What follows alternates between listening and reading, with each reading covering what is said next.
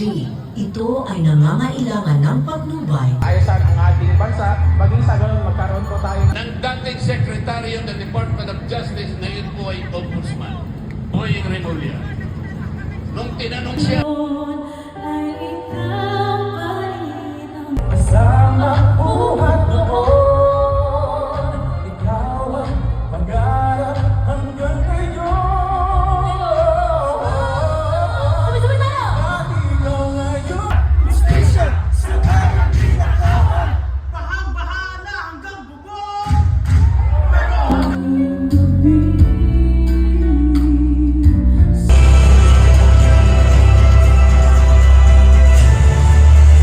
Ng ilang mga nasa pamahalaan.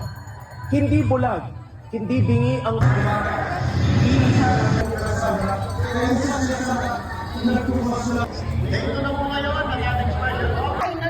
together in numbers. We need to, and that really showing that.